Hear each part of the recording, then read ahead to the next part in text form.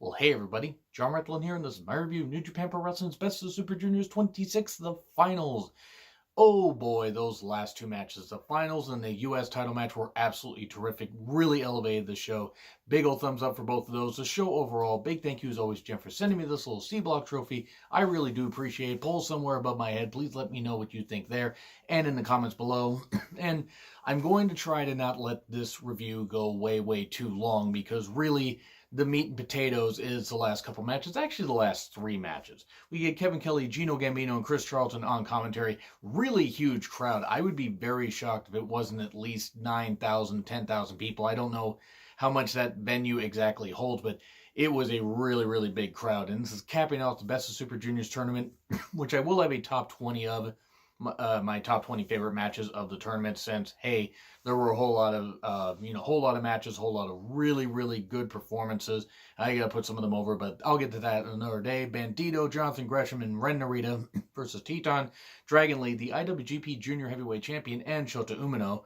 And it was decent. It was decent stuff. You had a nice scrap between Gresham and Shota, Bandito, and Teton. And Teton got beat up a little bit. Dragon Lee and Narita tangled with Dragon Lee. That was pretty damn nice. There was a cool spot where Narita's team, there was a 450 from Bandito, and then a shooting star from Gresham, and then German suplex by Ren Narita. That was pretty damn cool. So that was some good stuff. Really good combo. And then Narita in the corner did end up hitting a belly to belly, but only for two. And then a big old knee strike from Dragon Lee pins Ren Narita for the 1-2-3. Good opener. And then we get Yo and Taguchi. Roppongi 3 Gucci? I don't know what the hell you would call this. But it was them versus Ishimori, ELP, and Robbie Eagles, a Bullet Club. And we get a little bit of teasing of the Bullet Club possibly having some issues and maybe somebody being on the out, which I'll get into here in just a bit. Bullet Club jumps before the bell. Forever clotheslines by Roppongi 3K and Taguchi. Of course, we get at one point ELP's thumb being stuck up Taguchi's ass. Because Japan and because goofiness, but why not? There was this funny moment where he's trying to say, "Hey, I need to wipe my thumb off," and he's going to Ishimori. Ishimori runs out of the ring. Eagles runs out of the ring. The referee runs out of the ring. That was pretty damn funny. And then we get Sho and Yo with the double team on Eagles.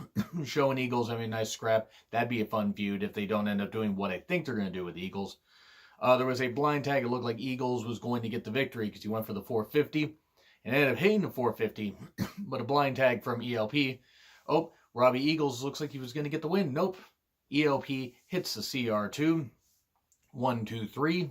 And yeah, that wasn't very good because Eagles was upset, and understandably upset. Now, that was a good finish. Don't get me wrong. I actually enjoyed it. But it was pretty shit by ELP, though it does fall in line with him being a pretty full-on dick heel. Eagles upset. Could we see an Eagles face turn? Didn't think a Robbie Eagles face turn would work. It might actually. Now, this is probably just teasing. It probably won't happen for a while, if at all. But I think that this could be pretty nice. And then we get Tiger Mask, Jushin Thunder Liger, Yoshihashi, Yano, and Tomohiro Ishii versus Suzuki-gun members Taichi, Minoru, Zack Sabre Jr., Kanemaru, and Doki. Well, Doki kind of a pseudo Suzuki-gun member.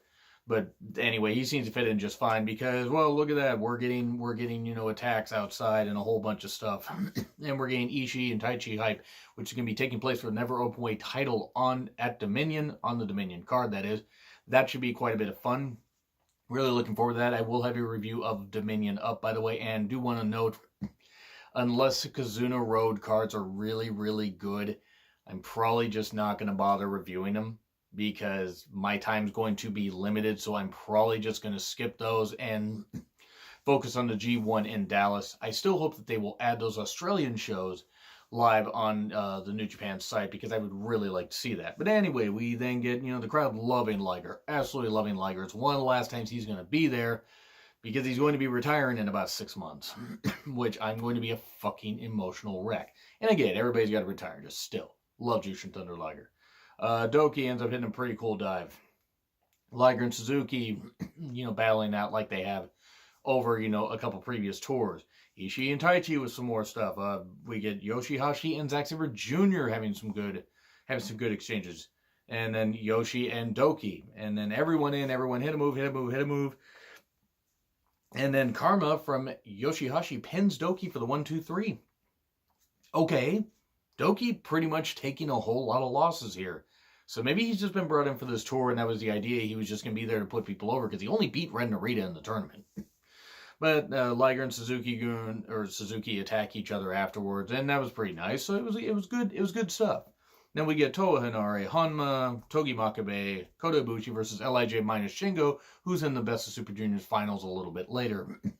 Mainly hyped for Naito and Ibushi, and I think we all know who's going to take the pin. Pretty damn obvious who's going to take the pin. Actually, I thought it was one of two guys. I thought it was Henare or Hanma, because there's no way LIJ was losing on this night. In this or the finals. About that later one. I'll get to it.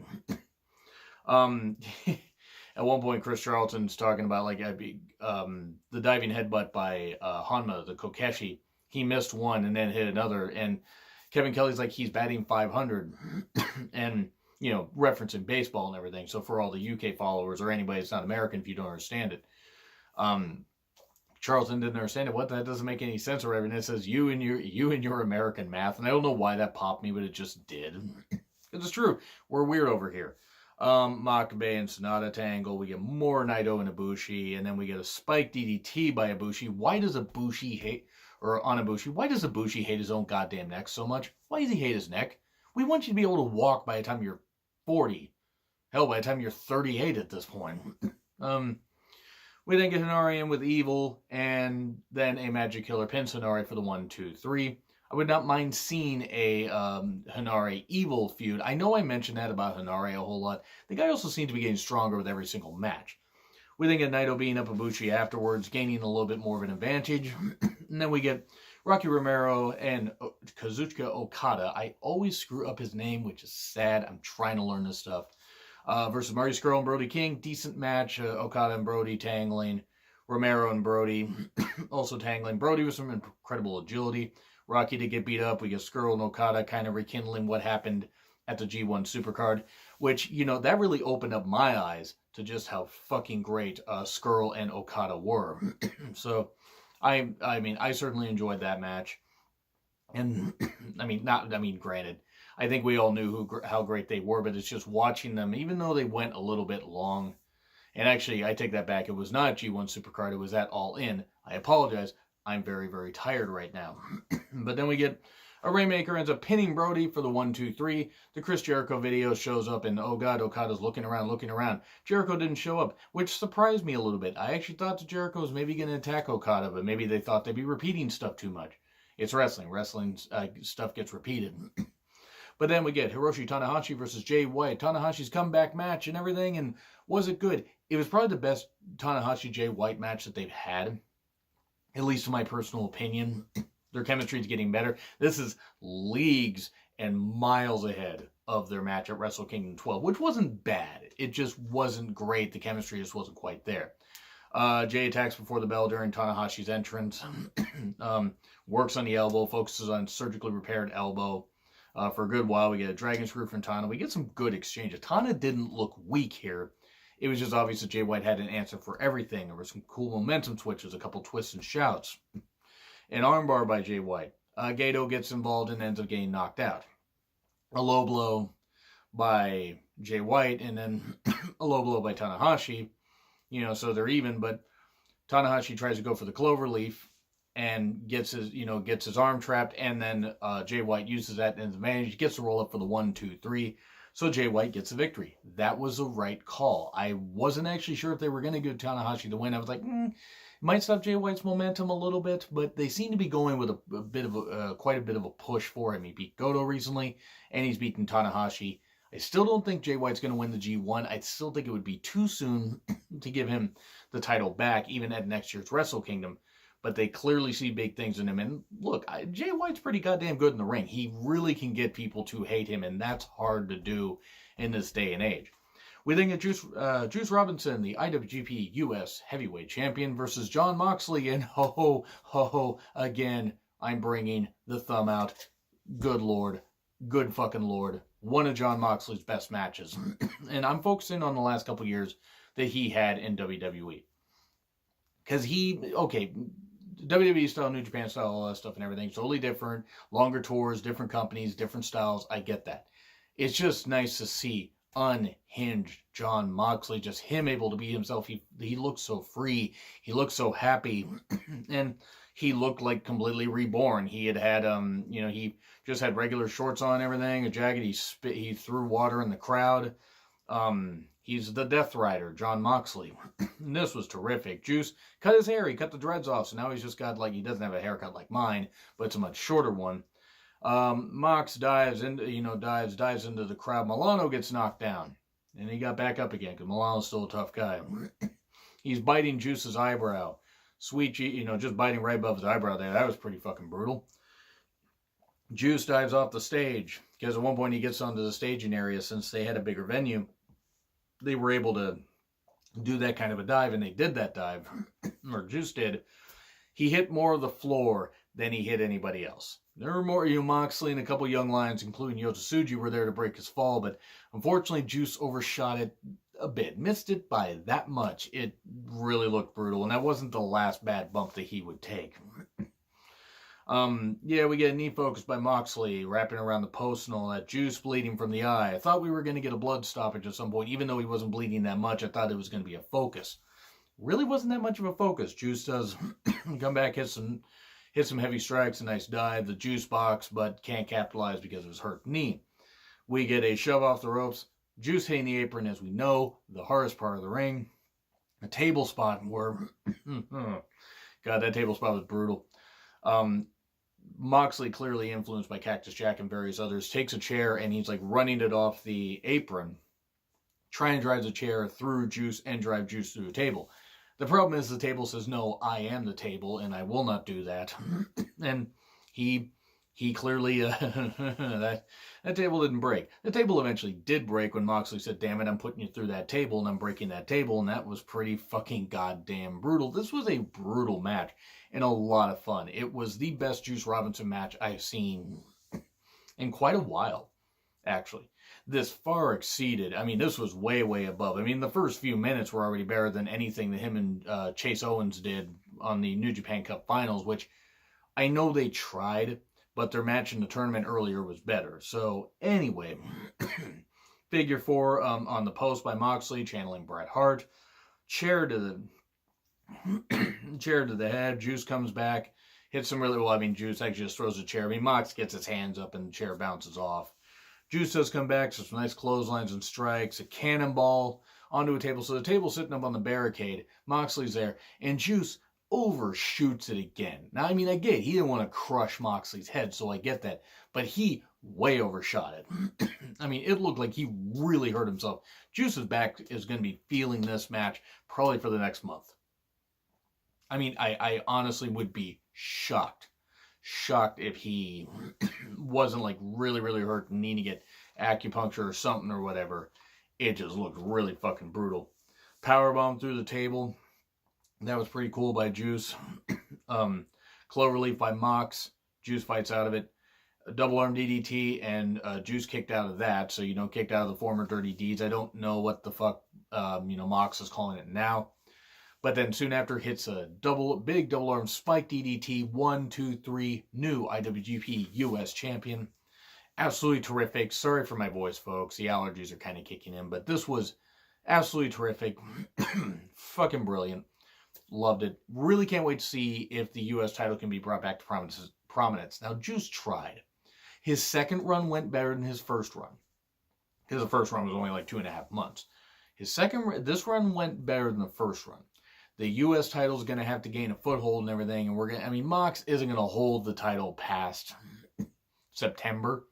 He might lose it at All Out. They might bring a New Japan guy over, and he might lose it there. He might lose it on another U.S. show that they're going to do. He might only hold it for a couple months. I don't know.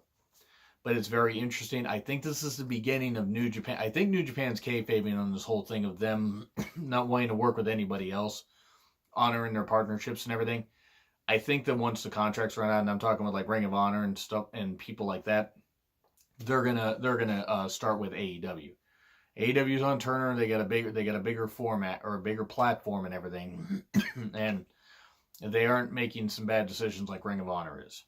At least yet. Plus, who the fuck knows? Whole point is, new champion, very terrific. And then Shingo Takagi versus Will Ospreay, good fucking grief. Best match of the tournament, easily. Sorry to spoil my countdown, but yeah, best match of the tournament. It has to be. You can figure out where else I rank these other matches, but fucking Christ. The huge fight feel, the one-upping, the heavy chops, the diving by Ospreay, the momentum switches, spike DDT on the floor. Ospreay hates his neck also. Shingo diving, but unfortunately he gets his leg kind of caught on the barricade. And I don't know if that was intentional or not, or he just overshot it, but it looked like he hurt. Shingo took over some more chops and strikes. I wrote down almost like a page and a half of notes just on this kind of stuff alone because I have bad handwriting, but also I wanted to try and capture everything I could. There was this cool spot where Shingo chopped Will and then Will bounced right back up. That was pretty cool stuff. Hey, nice, changing direction spin kick. Shingo coming back, hitting more power. Ospreay coming back with more speed. A top rope DVD by Shingo. I really, really thought they were going to go with Shingo here. I mean, if you're watching this review, you know. And sorry, I am going to spoil it, but you know what happened. Momentum switches, the Noshigami, the sit-up powerbomb by Will Ospreay for 2. Noshigami earlier by Shingo. He didn't get the pin there. Os cutter on the apron again, the hardest part of the ring. We get a 630 on the back. Shooting star for 2 from Will. It was like 35 minutes. Oh no, I think it was 33 minutes what they announced at the end. Longest match of the tournament easily because every other match before this had a 30-minute time limit. And some came really close. Some did like 27, 28 minutes. This was just terrific though. Yes, there were some parts where they were laying down, trying to recover since they were hitting each other really, really hard and trying to not die with all these moves. But this match really didn't let up for a good about 90% of it. They just fucking went all out. Again, another Os cutter for 2. A headbutt by Shingo. More strikes. A lasso dragon for 2. 30 plus minute big old pump and bomber. Nope, that didn't work. We then get a poison rana by Will. Shingo landing really fucking badly on his head. My God, he landed badly on his head. That looked so fucking brutal. that was just bad. One-man Spanish fly for 2. Top rope Os cutter soon after. I mean, there was some other stuff like, Shingo hit some moves. But top rope Os cutter by Will. Soon after, Stormbreaker. 1, 2, 3. First match lost by Shingo Takagi in almost 100 matches in New Japan. Singles and this.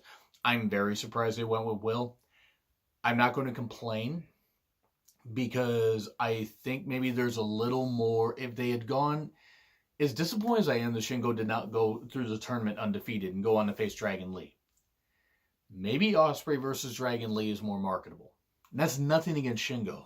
I think Shingo I think Shingo will be just fine. I think he will find a way to become junior heavyweight champion at some point. Or he moves up to heavyweight. Put him in the G1. Maybe this was just a stopgap and everything, and they're going to put him in the G1. They're going to have him go on a fucking run. That would be fine. There's other ways they can go with this. It's not the end of the world for Shingo, for fuck's sake. He was undefeated for nearly 8 months. Like, I think just over, I think it was 7.5, something like that. It's not the end of the world. And I'm going to say, B+, because really, even though I had a lot of fun with the show, I say B+ because outside of like the top 3 matches, the other matches were just basic. They were fun, but they were also basic. Basic isn't necessarily bad, but again, B+. I may go a little higher on Dominion, but definitely if had the U.S. title match and had the finals not been as good, this might have actually been a B-. Might even been a C+. But still, they were very terrific. It was very close to being A-, but B+ for me, pull above my head. Please let me know what you guys think in the comments. And again, I will be watching Dominion live. I will have that review up Sunday morning. Kizuna Road, unless the cards look really good, I'm probably going to skip them. Anyway, agree, disagree with what I said. Like, share, subscribe. Twitter handle in the description. I'm John Ritlin. I will see you soon.